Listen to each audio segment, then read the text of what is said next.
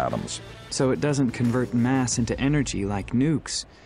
It just forces atoms to jump apart. Oh, there's no lack of destruction. All those atoms jumping apart at the same time have to go somewhere. There isn't room for them. So some of them self-annihilate. And that's what keeps the field going until the remaining atoms reach a new equilibrium. They've spread out enough that there's room for them all. And meanwhile, anything that existed inside the field... gone. With a fleet, there's plenty of room for all the atoms, so an MD field dissipates almost immediately. Poof! The bunched up enemy ships are gone. But so is the field, so our own ships can move safely through that space. Though it's pretty dusty as the atoms start reassembling themselves into molecules again. But a rock like this... The field would persist and expand. So if you were close enough to deploy an MD device against an asteroid, the field would leap out and destroy your own ships. It would dissipate in a few minutes, but by then the enemy and you are both gone. So don't use it near an asteroid. We're hoping they haven't developed their own version because there's no way to counter it. How close is their invasion fleet? Has there been any combat? We still have a while. We haven't fired any weapon at a Formic vessel since the Second Formic War. So they've never seen the little doctor. Unless they have one themselves. So, in my training, will I be practicing when and how to use it? You will not. My ships won't have it? They'll have it. Every one of them. But we're training you for the real world now, so the first time you use it, you'll never see the enemy bunched up again. It's a use-once device. Even in training? Simulations have no value if they don't imitate real-world conditions as exactly as possible. The MD device is a use-once weapon, period. Colonel Graff, have we made the transition to IFCOM time yet? Because I've been up for more than 36 hours and I'm ready to fall over. In real battle, you go much longer than this without sleep. I thought this was a guided tour. I'll have someone take you to your quarters. This is bigger than my cubicle at battle school. Here's your toilet, and here's your shower. The sink is out here. If you think of furniture you need, you can requisition it. All I need is a bed, and it's already here. Uniforms are folded in the cupboard. What, no flash suit? Flash suit? Something from battle school. You're not in battle school anymore, sir. Why do you call me sir? You're an ensign, and I'm nothing. I'm also not even 11 years old. Command school cadets are all assigned the provisional rank of Commodore. Provisional. I have the rank, but I can't give any orders. You can give all the orders you want. But nobody will obey me. With all due respect, sir, you really need to get to sleep. Your training begins 9 hours from now, and you haven't eaten either. Sleep first. Sleep now, if possible. You're waiting for me to leave, but I'm waiting for you to dismiss me. Dismissed. Good night, sir.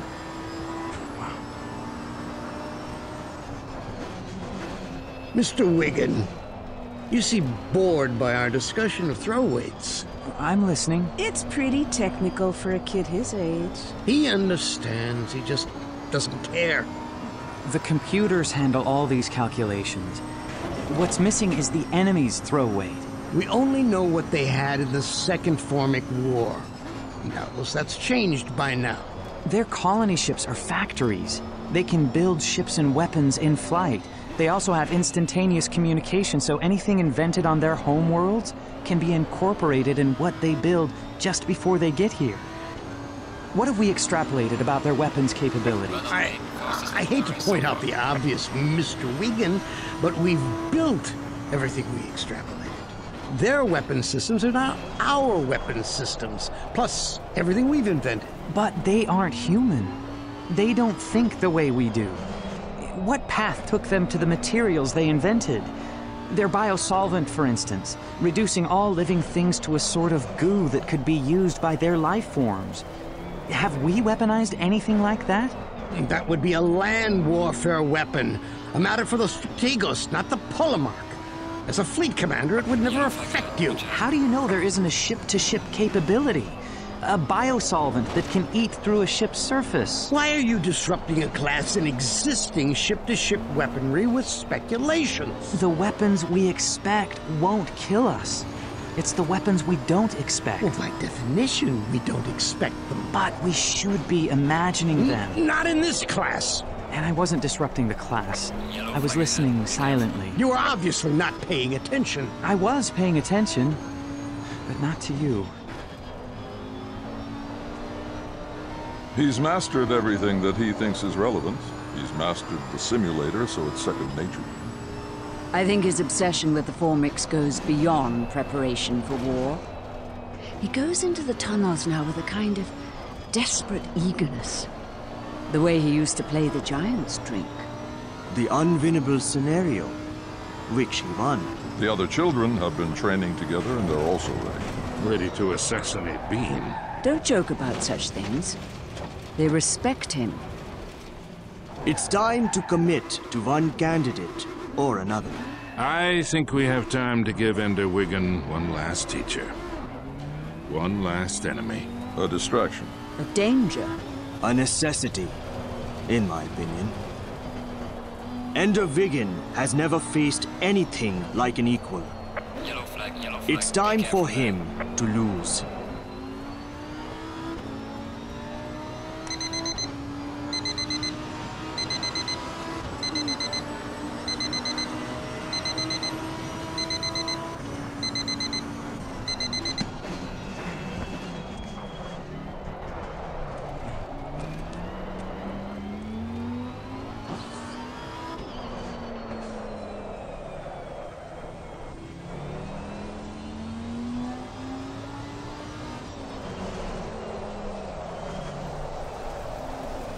We're at the halfway mark. Keep pushing.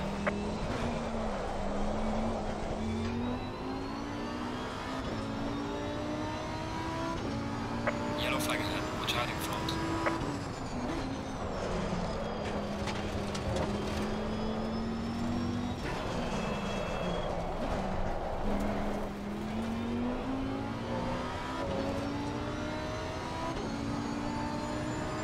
Who are you? Why are you here?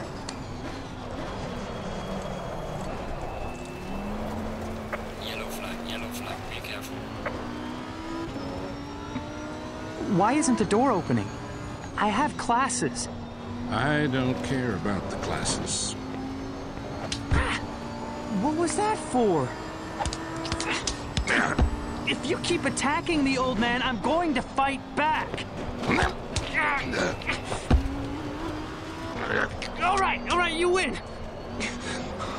Since when do you have to tell the enemy when he has won? I surprised you once, Ender Wiggin. Why didn't you destroy me immediately afterward? Because I sat here looking peaceful? You turned your back on me. Stupid. You've learned nothing. You've never had a teacher.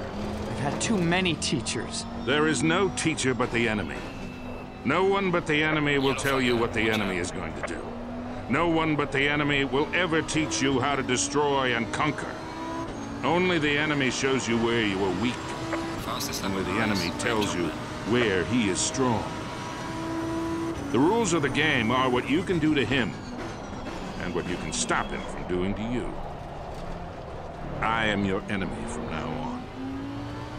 From now on, I am your teacher. My enemy isn't a treacherous old man. My enemy is the Hive Queen. You don't get to decide who your enemy is. Better this time, boy, but slow. You'll have to be better with a fleet than you are with your body, or no one will be safe with you in command. Be careful. Lesson learned? Yes. Good. And we'll never have to have such a battle again. From now on, we fight through the simulator. I will program your battles from now on, not the computer. I will devise the strategy of your enemy. And you will learn to be quick, discover what tricks the enemy has for you. From now on, the enemy is stronger than you.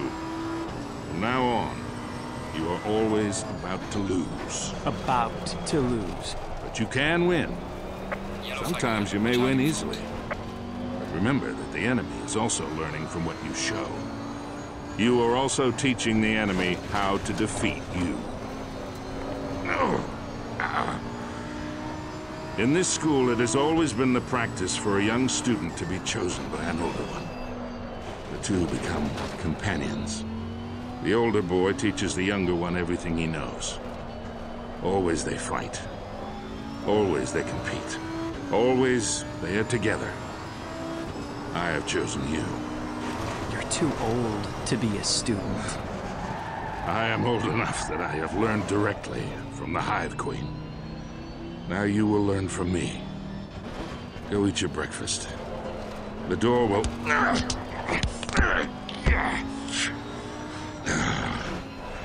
I said, we were through with fighting this way. Why would you expect me to obey my enemy?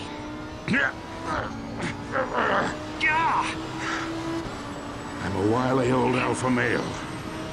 And you don't have your adult growth yet. Even the most ambitious young chimp knows when to stop attacking and wait for a later opportunity. You say you fought the Hive Queen. You're old, but you can't be that old. They sent me on a relativistic voyage. Decades out and decades back again. But for me, only a few years alone on that jail of a ship. Why would they go to all that trouble to keep you alive for 70 years? Yellow flag ahead. So I'd be here to teach you. When you go to the simulator, it will be me controlling the other fleet. Teacher! Do you have a name? Mazer Rackham.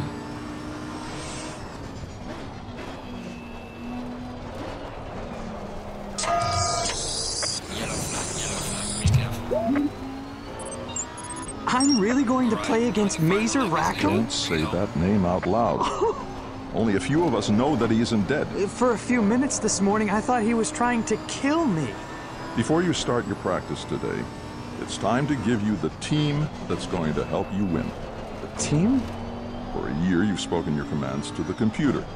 Now you'll speak to squadron leaders you can trust to carry out your orders with intelligence and initiative of their own. For a year, I practiced alone. Alone, we had you working on tactics and strategies, the capabilities of the machinery.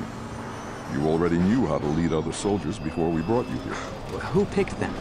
How am I supposed to learn what they can do? They've also been practicing, getting to know the simulator, learning to work as a team. With each other? Without me? Why haven't we been working together all along? We needed you to rely on yourself first. It would have been too easy for you to drift along, letting them carry you. Oh, they're that good? They should be. You trained most of them. I haven't trained anybody since battle school. They have their own simulators, but they can hear you and speak to you. The comm is live. Say hello to your squadron leaders, Ender Wiggin. Salam, Ender. Ho, Ender. Steady aim, Ender. A lie. Bean. Petra. Who else? And Dink Meeker here. Crazy Tom. Shed. I did pretty well when I got an army of my own. We all did. Except Bean, he lost every battle. Hot soup. I was trying new ideas. Fly Molo. Khan Kabi. Even though I never worked under you. Vlad Borochkot. I hope you haven't forgotten everything in the years since we last saw each other. Mostly. We don't function all that well without you. Bean did a pretty good job standing in for you. But we are so glad you're back with us. We your Jeesh, Ender. Fly. You're letting them get around you to the south. Sneaky little bunducks. They're on the run. Break off and join Dink. She's got 3 groups heading up at her. I see them. Thanks, Bean. Dink, break off and support Petra. Done. It only took a week, and they're working together like a machine. I prefer to think they're working together like friends. But they'll never work together as smoothly as the Formics do. We don't want them to. Humans have individual initiative. That's our strength, not our weakness. I think it's time for you to take over as Ender's opponent. Once it starts, it has to be relentless. I believe they can handle it. We'll find out.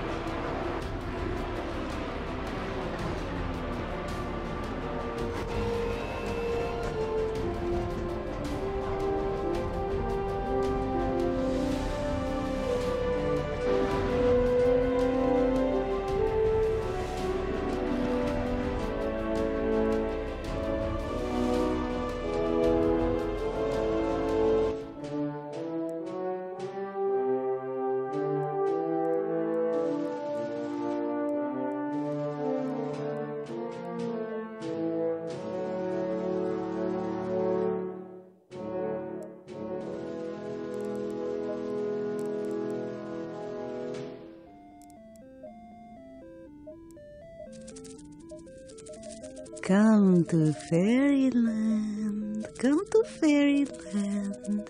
I thought the mind game was a battle school thing. Welcome to Fairyland. This is not even possible. And yet the game called to him, Dr. Jayati. Somehow it got on his computer. Yes, I can see that. But IFCOM has a closed system. The Ansible is the only connection. I don't care how it got onto the system. I care about what it's doing to Ender Wiggin. I can't watch and talk at the same time. The game is the same nonsense as before until we get to the snake in the tower. Now watch Ender as he plays. Don't watch the game. I can tell you about the game. He kills the snake, but it rears back up again as some sort of artist's rendition of a hive queen. We've never seen a hive queen since somebody carelessly blew up the only one who ever came to our solar system. All you can do is blame people, apparently. Still, I'd say it's a good artist's rendition of what a hive queen might look like. Ender seems to think it's beautiful.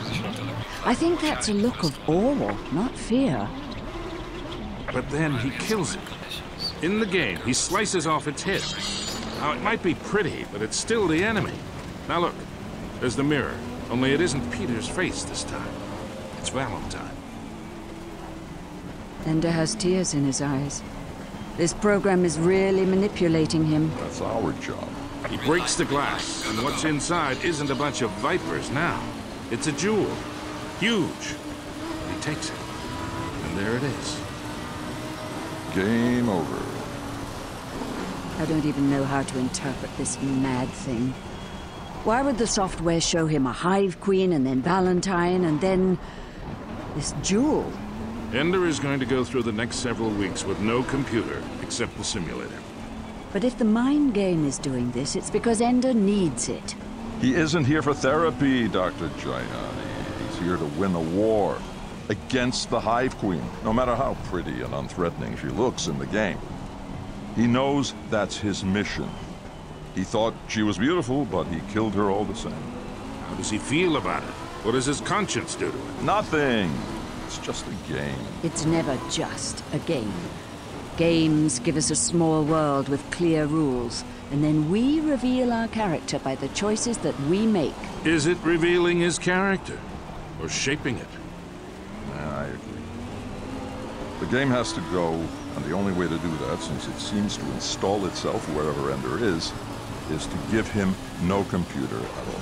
What you can't predict is how Ender will act when he knows the game is gone. He didn't even know it existed here on IFCOM computers until today. Meanwhile, I believe somebody hand-carried the software, or at least the superficial link to the program.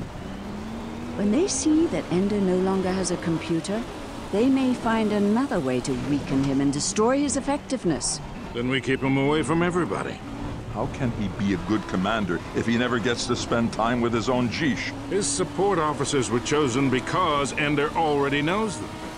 Keeping them apart was good for discipline and focus, but now, as he moves into the final sequence of his training here, I think he has to be able to see his friends. There it is. His friends. Not his subordinates, not his Jish.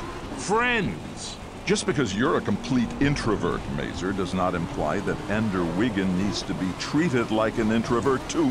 What part of direct order is unclear to you? I already texted the orders while we were talking.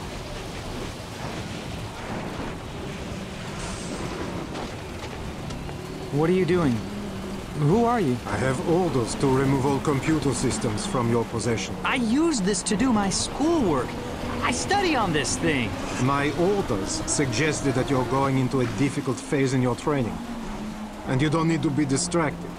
So you won't have any classes for the near future. Well, I wish I could say I was sorry. But the things we've been studying lately have less and less to do with fighting the Formics, and more to do with shaping a career in the military, which I have no intention of doing. Somehow I got the idea you were in for life. Some people believe that, but they're wrong. Any other computer equipment around?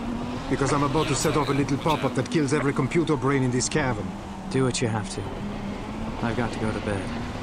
I have the first in the series of exams tomorrow. Thank you for cooperating. If it were up to me, you'd have as many computers and game machines as you want. They work you kids too hard. Yeah, but there's a war. There's no war. People seem to believe there is. 70 years ago there was a war. But we haven't seen a single Formic since. I'm just a soldier, what do I know? But to me it looks like a scam to keep the same people in power.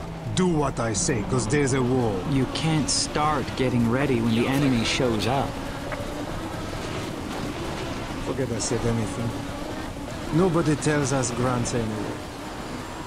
But you get assigned to Eros, you never go home. What are they afraid of? Bugger spies? Like they could blend in with the population. The reason we can't go back to Earth is they're afraid we'll tell them that nobody's fighting anybody. Anywhere.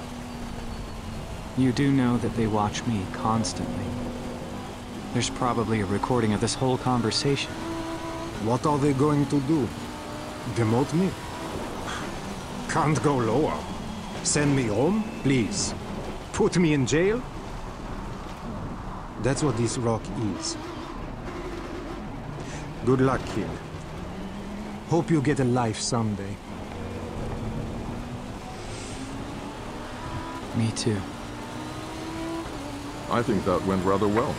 Best way to tell a lie is to make sure every word of it is true. Colonel Kraft, I'm beginning to understand your remarkable career. My career? I'm just a mid-level bureaucrat.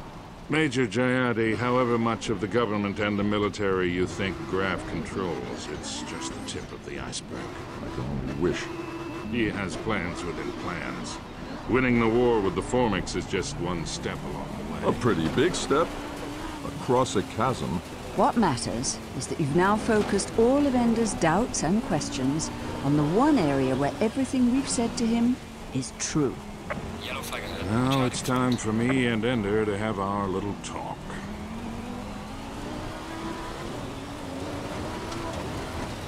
Before I link you up with your G, Ender, you need to see just how far you've come. Watch the holo display.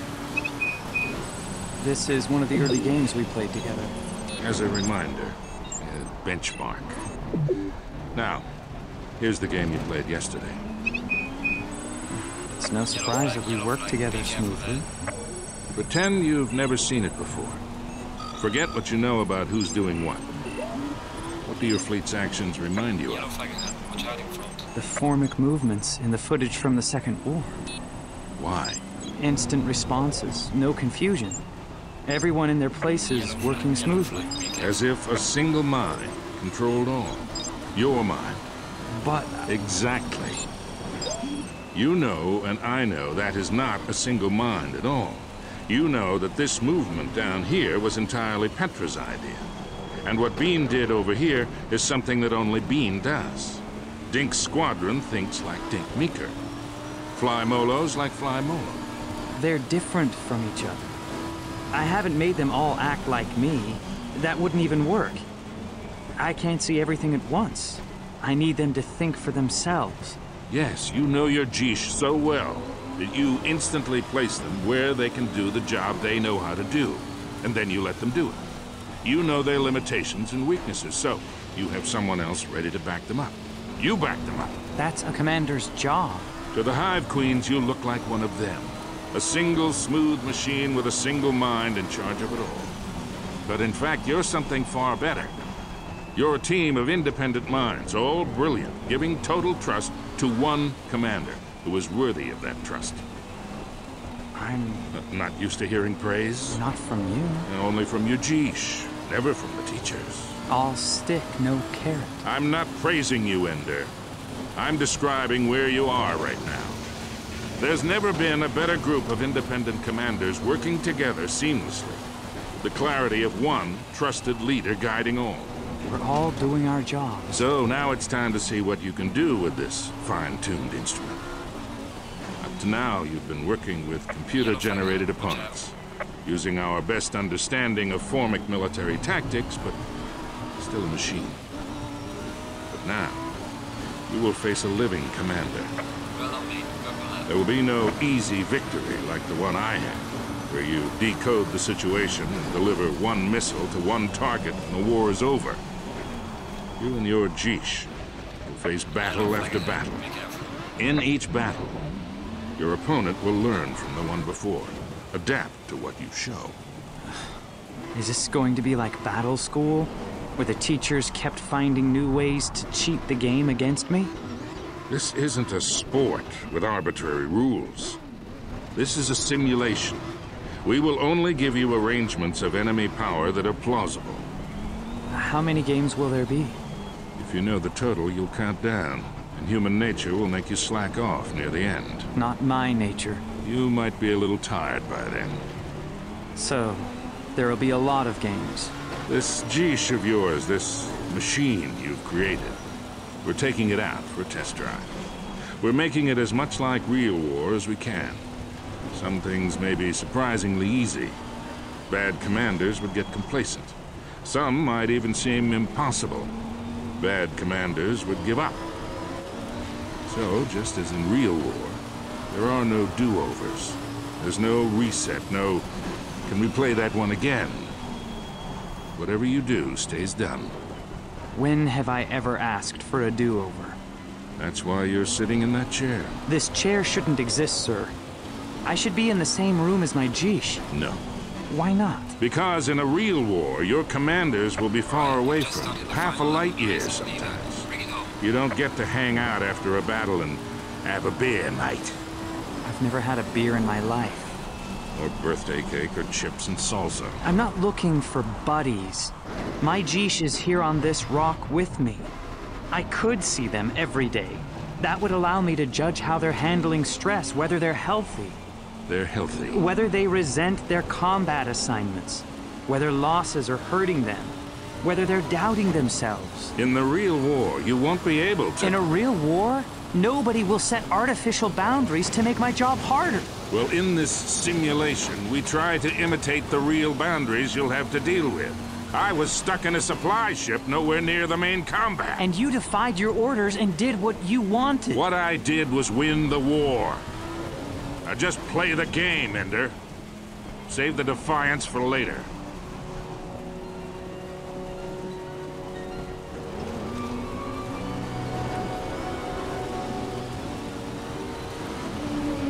Excellent job, mate. B1 points a race. Well done. Well managed. Bring it back.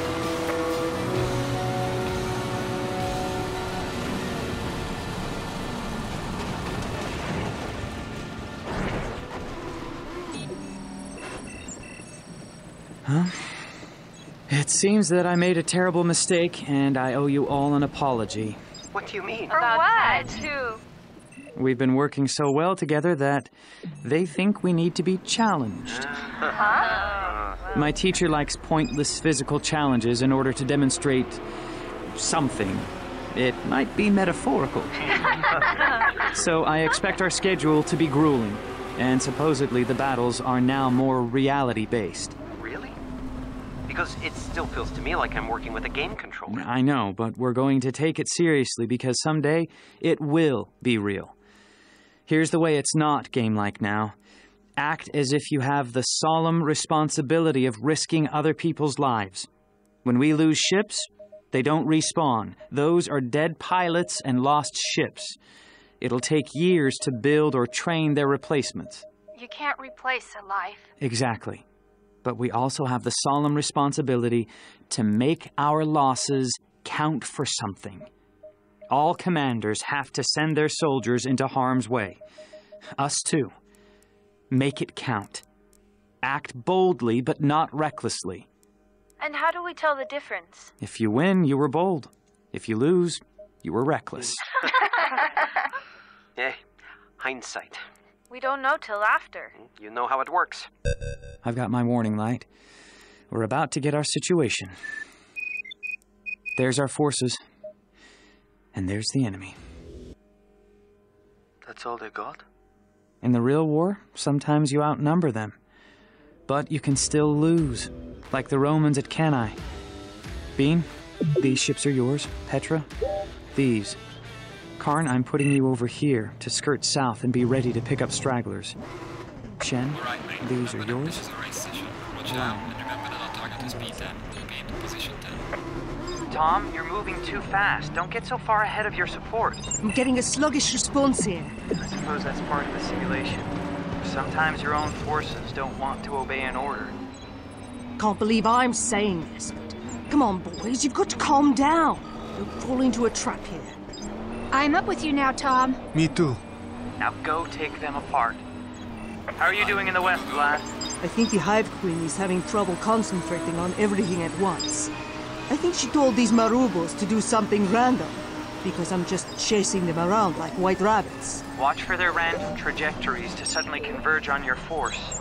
I think she's trying to lull you into not paying attention. She.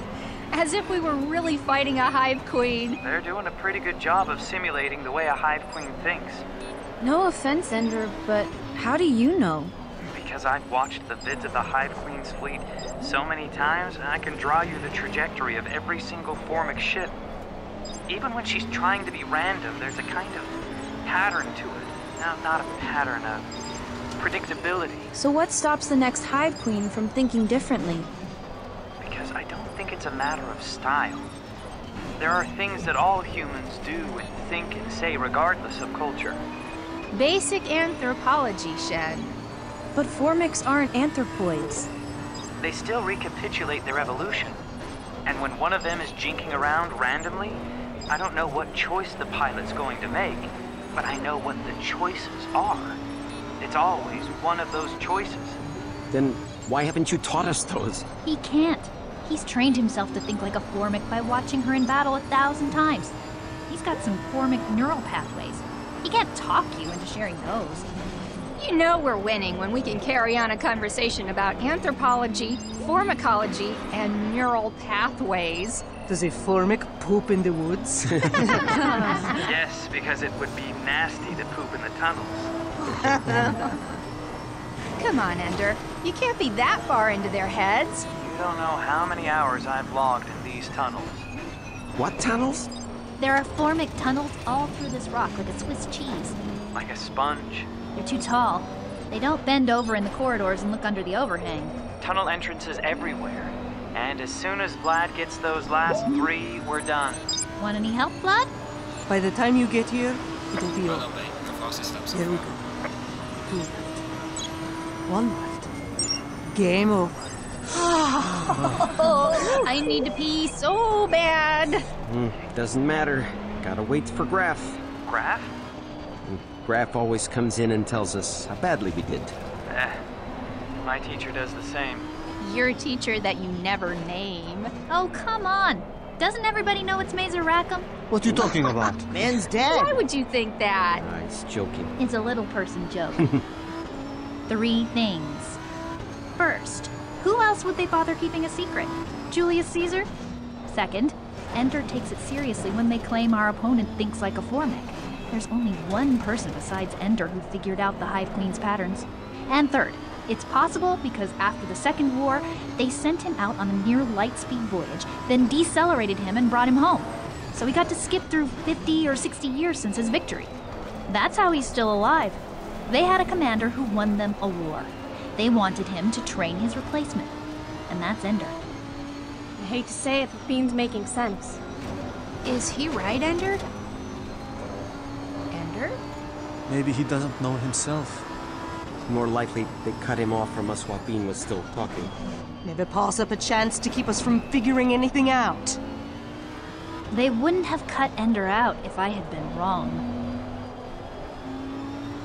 That was stupid. Cutting Ender off told them Bean was right. Who cares if they know? Admiral Shamraznagar, for one. He'll get over it. He was right to cut them off. Ender was about to lie to them. Deny that you are you. And he's a bad liar. No, he's a very good liar. But he never lies to them. And if he starts now, it changes everything. He lies every time he calls me his teacher instead of naming me. He does not lie. He is telling them that he is forbidden to name you. Ender did not earn the trust of these other children by lying to them. So Hiram was right. We can't allow Ender to break faith with his Jish. Is that why you cut him off? Absolutely. Oh, I hadn't actually thought of any of that, but I must have known it unconsciously. The way Ender knows what the Hive Queen's going to do. I've logged as many hours watching Ender as Ender has spent watching Formic war vids. We're all experts on something. I'll tell Ender not to deny it. He doesn't have to keep secrets from his Jish. What worries me is Bean. What is he going to figure out next? And when he figures it out, what's to stop him from blurting it to everybody? I'm going to get him out of that room. What? Good idea. Terrible idea. I know Ender thinks Petra is his go-to commander, but it's really Bean. If Ender falters, Bean has to be there to pick it up. What's the alternative? We can't warn him not to tell the things he figures out. That would alert him that we've got even bigger secrets, and that we think he's capable of figuring them out from the data he has. So we ignore it. And then he blurts it out the way he blurted out your name. He has to go. No. Then I have no choice but to swear him to secrecy, and then tell him. They can't know. Not they. He. And Bean isn't human, technically. He's human. There's more difference between his DNA and human DNA than there is between Homo sapiens and Homo neanderthalensis. Hiram's right. We need Bean in the room. And the only way we can trust him not to figure things out is to tell him the truth and swear him to secrecy. Oh, what a tangled web we weave when first we practice to deceive. Do what you must, Hiram. I have work to do before I sleep. What work? Haven't you heard? I have to prepare the Formic side of tomorrow's battle. Yellow flag, be careful there.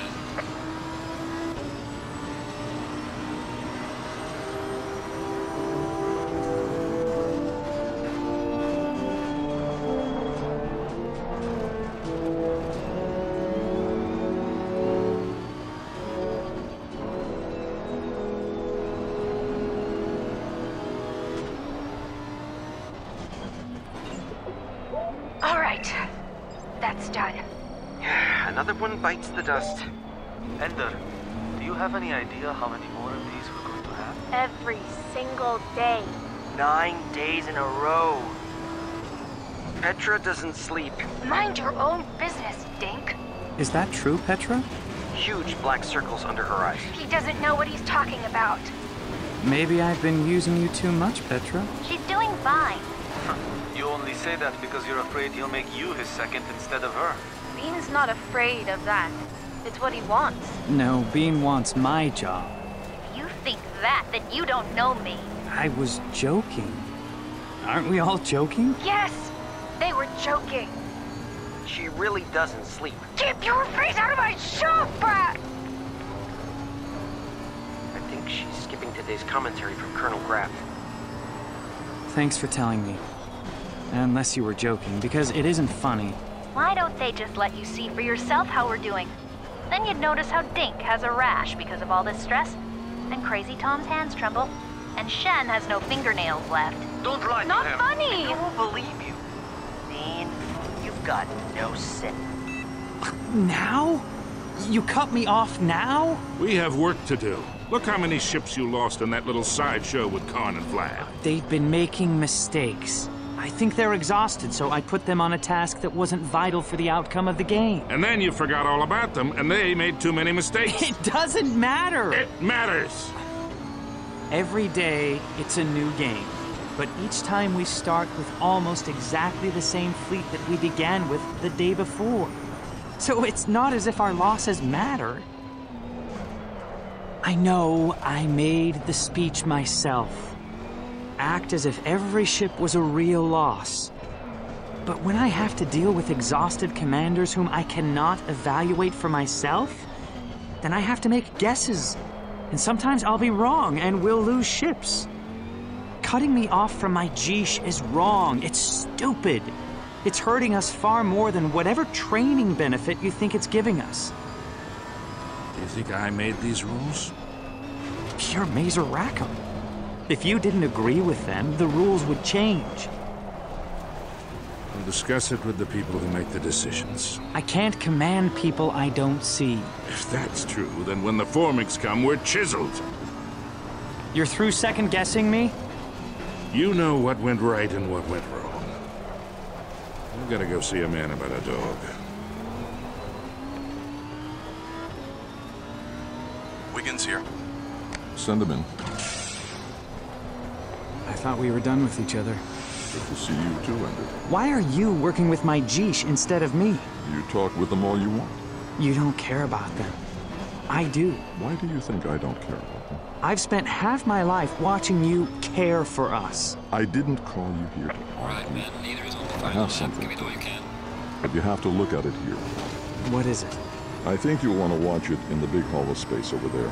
It's from Valentine. Raph said I could write to you. That always means he's afraid you aren't going to do what I want. So I'm sending this instead. What is it you want that I'm not doing? Are you going to look at what she's showing you? It's from the lake where we... It's autumn again. I used precious Ansible time to upload this. I have no idea what it's about. Leaves falling. We talked about that. Well, that's what it is. Leaves falling. No, it's one leaf falling. And then another leaf falling. One leaf plus another leaf is leaves. She remembered that I thought this was important. Why? I didn't know then, and I don't know now. Something about the way any current of air can change the leaf's direction, speed, spin it, flip it. Random. No, it's not random. It's caused. Well, there it is. That was all. Again, please. I can't sit here all day watching you watching leaves fall. Then don't stay! Or give me a computer. No. Why not? What did I do? Nothing. It's what the computer did. The mind game. I thought it was odd it suddenly popped up here at IFCON. Then you took my computer away. It's because you didn't put the mind game on it. It installed itself. Random. Who did it? You don't know. You have no idea. So when I saw the Hive Queen in the game, that wasn't some artist's imagination. We don't know what it was. We never programmed Peter's image into it either. It's out of control, and since it can install itself on a secure network, we aren't leaving you alone with a computer again, ever. Not random. Therapeutic software doesn't randomly come up with the face of my enemy. It doesn't read minds. Obviously not, since that wasn't how I'd imagined the Hive Queens. The one in the game was beautiful, graceful, powerful, filled with love and yearning. That's what we were afraid you'd see. But why did that worry you? Did you think I'd fall in love with a deadly butterfly? Well, I did. I always do. Always do what? I can't defeat an enemy I don't understand. To understand him, I have to see the world through his eyes, become my enemy.